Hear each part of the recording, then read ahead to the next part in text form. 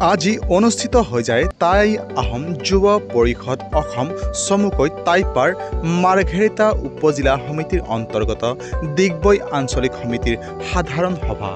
আৰু এই সাধাৰণ সভাখন অনুষ্ঠিত হয় ডিগবৈ ২ নং বাপাবুং পাণবাৰীত অৱস্থিত চুমচেং হলুং হফি প্ৰাংগণত। আজিৰ সাধাৰণ সভাখনত সভাপতিত্ব কৰে টাইপা কেন্দ্ৰীয় সমিতিৰ উপসভাপতি দুৰ্গা কোঁৱৰে।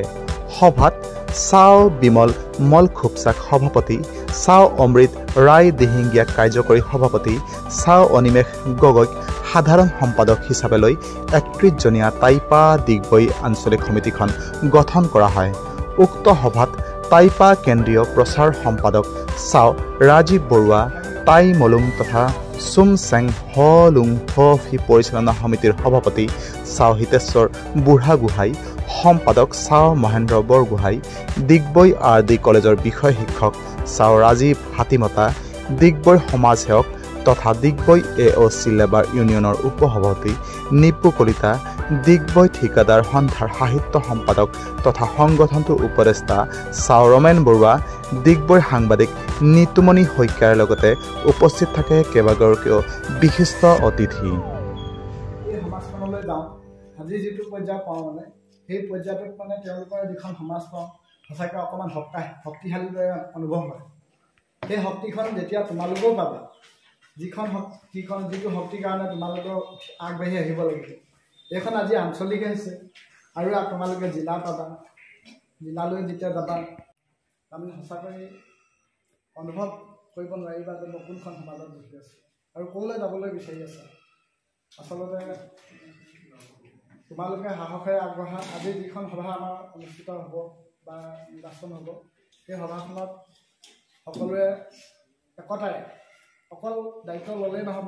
অসম চমুকৈ টাইপা মাৰ্ঘেৰিটা উপজিলা সমিতিৰ অন্তৰ্গত ডিগবৈ আঞ্চলিক সমিতি ২০২৪-২৭ বৰ্ষৰ কাৰ্যনিৰ্বাহী সমিতিখন আজি ডিগবৈ ২ নং বাপাবুং পাণবাৰী চুমচেং হলুং হফি প্ৰাংগণত আজি অনুষ্ঠিত হয়। আজি সভাত এখন সমিতি গঠন কৰা হয়।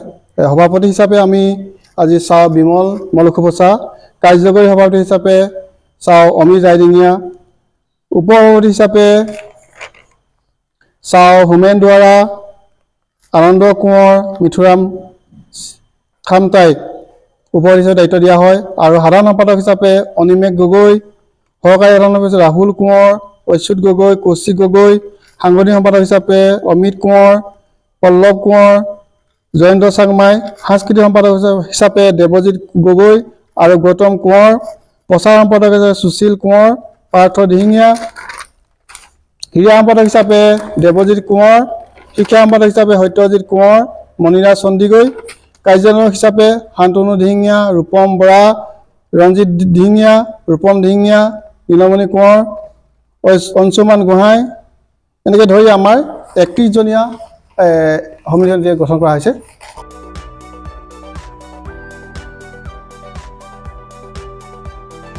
ডিগবৈৰ পৰা নিতুমণি শইকীয়াৰ ৰিপৰ্ট, নিউজ টাইম 3।